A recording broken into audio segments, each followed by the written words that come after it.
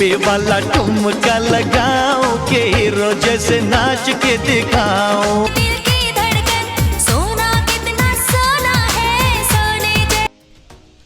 नमस्कार दोस्तों, आप सभी का एक बार फिर से स्वागत है हमारी आज की इस वीडियो में, जहां आज हम आपको बॉलीवुड के जाने माने एक सितारे के बारे में बताने वाले हैं जिन्होंने बॉलीवुड पर एक समय पर राज किया था और इनके नाम पर एक समय पर कई सारी मूवीज करने के लिए रिकॉर्ड भी दर्ज है।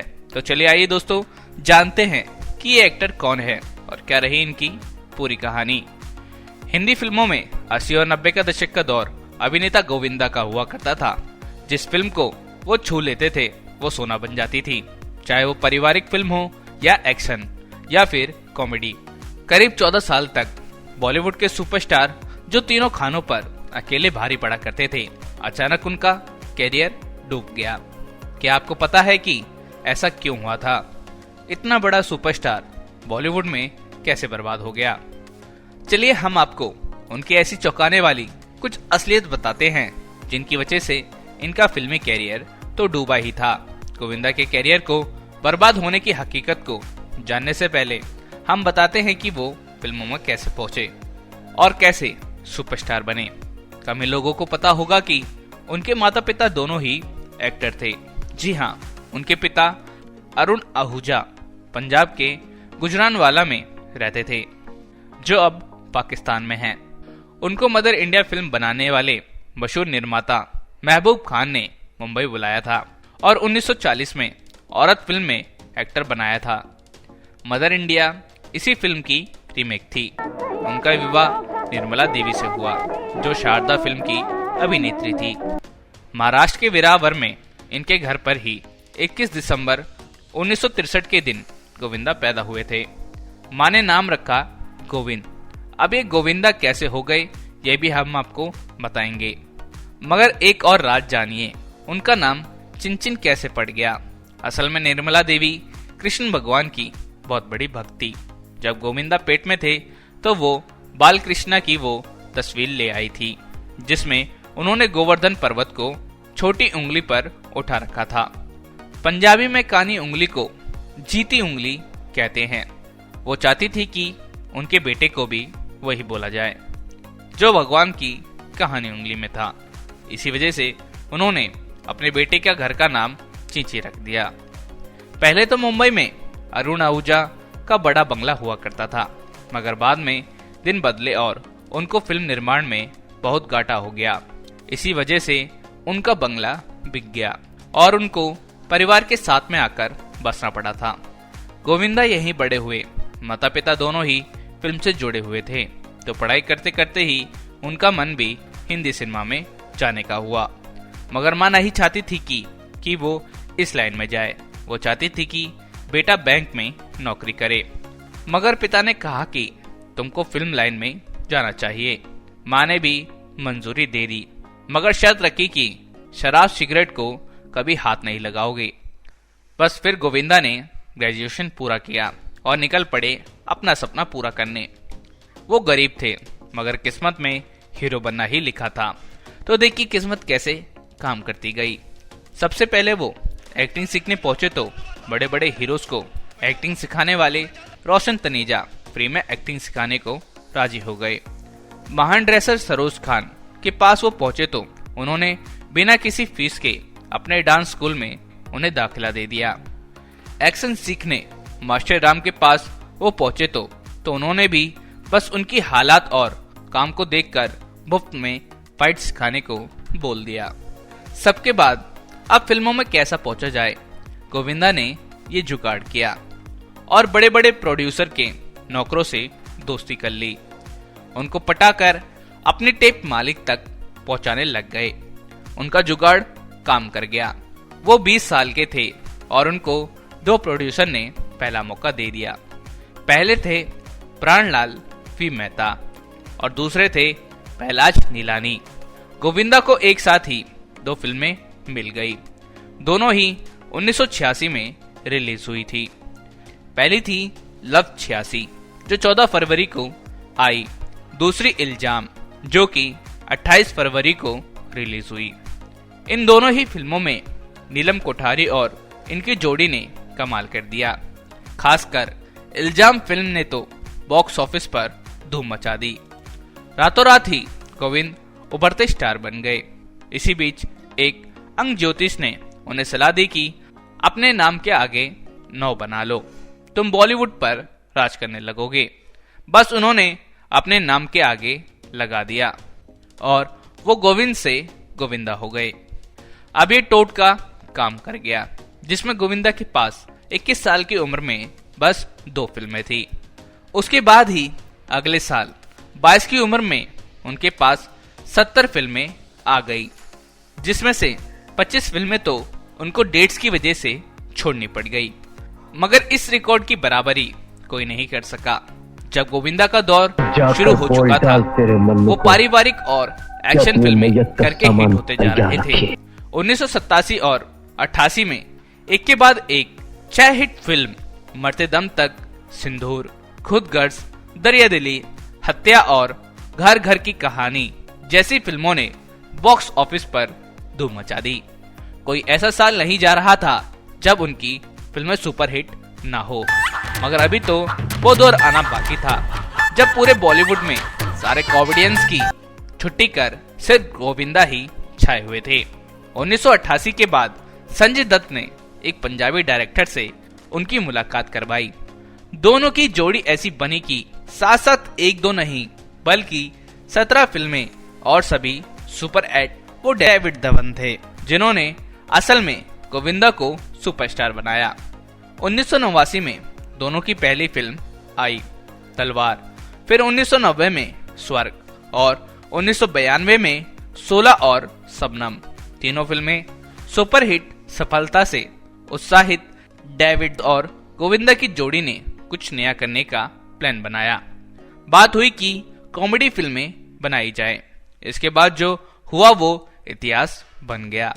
चंकी पांडे के साथ 1993 में आई आंखें, पूरे बॉलीवुड में इससे तहलका मच गया। अगले ही साल 1994 में कादर खान और शक्ति कपूर के साथ आई राजा बाबू, और इस मूवी ने भी धमाल मचा दिया। 1995 में कूली नंबर 1, फिर कादर खान और करिश्मा के साथ फिल्म सुपरहिट। इसके बाद तो साजन चले ससुराल, हीरो नंबर 1, दीवाना मस्ताना, हसीना मान जाएगी, अमिताभ के साथ बड़े मियाँ छोटे मियाँ, जोड़ी नंबर 1 से लेकर पार्टनर जैसी फिल्मों ने कोहराम मचा दिया। मगर दोस्तों, इतने हिट अभिनेता का कैरियर अचानक से कैसे बर्बाद हो गया? असल में उनके कैरियर को तबाह करने वाला कोई और नहीं बल्कि वो खुद हैं। हम आपको उनकी 4 ऐसी हकीकत बताएंगे जिनको जानकर आप, मगर उससे पहले इनकी निजी जिंदगी को जान लेते हैं। एक वक्त ऐसा था जब नीलम और गोविंदा की जोड़ी पूरे बॉलीवुड पर राज करती थी। इनको इल्जाम फिल्म के सेट पर नीलम को पहली बार देखते ही उनसे प्यार हो गया था। बाद में नीलम भी इनसे बेपनाह मोहब्बत करने लगी। गोविंदा ने नीलम से शादी का वादा भी कर दिया था, मगर अचानक इन्होंने नीलम को धोखा दे दिया। असल में उनकी माँ चाहती थी कि वो सुनीता नाम की लड़की से शादी करें। बस माँ की बात मानने के लिए उन्होंने नीलम का दिल तोड़ दिया। सुनीता से शादी कर ली। दोनों के 3 बच्चे हुए। पहली बेटी थी जो सिर्फ 4 माह में मर गई थी। फिर बेटी नर्मदा और बेटा यशवर्धन हुए। अब बताते हैं कि इस सुपरस्टार का कैरियर किन हरकतों की वजह से डूबना तय था। पहली वजह थी वक्त की इज्जत ना करना। गोविंदा के साथ काम करने वाले हर डायरेक्टर, एक्टर और प्रोड्यूसर की एक ही शिकायत होती थी कि वो सेट पर घंटों घंटों तक लेट आते थे। कहते हैं कि एक बार तो अमरीश पुरी ने इनको थप्पड़ भी मार दिया था। दोनों साथ शूटिंग कर रहे थे। गोविंदा को सेट पर सुबह 9 बजे आना था। अमरीश टाइम पर आ गए। वो शॉट के लिए गोविंदा का इंतजार करते रह गए और गोविंदा शाम को 6 बजे पहुंचे। इससे झल्लाकर अमरीश पुरी ने अपना आपा खो दिया। उस दिन के बाद में अमरीश पुरी ने उनके साथ कभी काम नहीं किया। यही नहीं, एक और चौंकाने वाला किस्सा एक्टर और एक्शन डायरेक्टर टीनू वर्मा ने सुनाया था। 1996 से 1997 की बात है। अचानक फिल्म की शूटिंग चल रही थी। मनीषा कोइराला के साथ गोविंदा का एक सीन होना था, मगर मनीषा सुबह आती और शाम तक गोविंदा का इंतजार करके चली जाती। कई दिनों तक ऐसा चलता रहा। एक बार गोविंदा शाम को पहुंचे तो टीनू ने कहा कि आपके लेट आने की वजह से बहुत नुकसान हो रहा है। हीरोइन इंतजार करके चली जाती है। इस पर गोविंदा बोले, ऐसी बात है, कल ही मेरे लिए यहीं ताज में रूम बुक करवाओ, मैं होटल से सीधा साइट पर आ जाऊंगा। रूम बुक हुआ, मगर अगले दिन सब इंतजार करते रह गए। बाद में पता लगा कि ताजमहल में बुक रूम खाली ही पड़ा रहा। गोविंदा आए ही नहीं।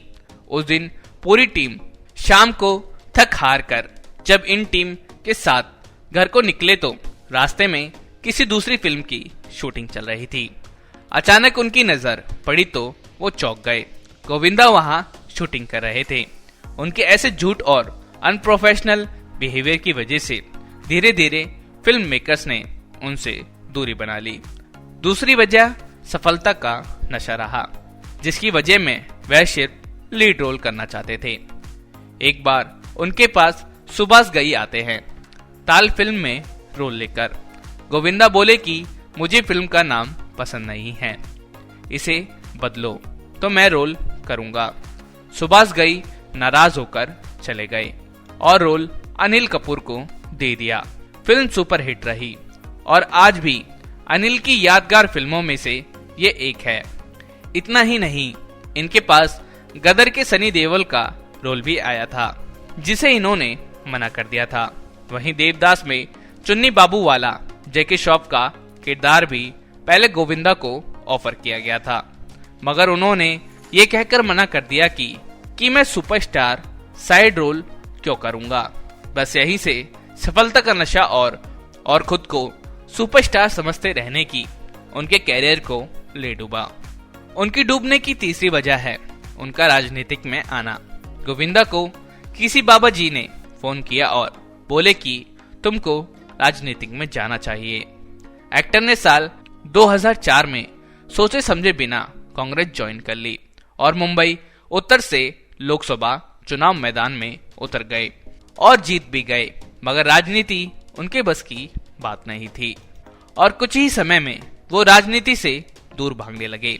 कैरियर के ऐसे मोड़ पर जब कैरियर दौड़ रहा था, उन्होंने राजनीतिक की राह पकड़ ली, जिसने इनका पूरा कैरियर ही तबाह कर दिया।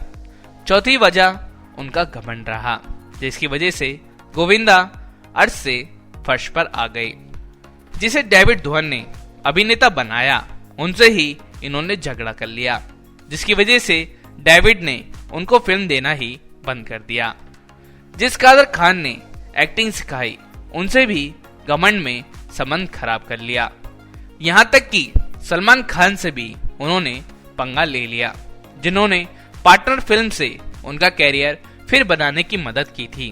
गोविंदा सलमान से अपनी बेटी टीना यानी कि नर्मदा को दबंग फिल्म में लॉन्च करने के लिए जिद कर रहे थे, मगर सलमान ने सोनाक्षी को ले लिया। बस ये बात गोविंदा को ऐसे ही चुप गई।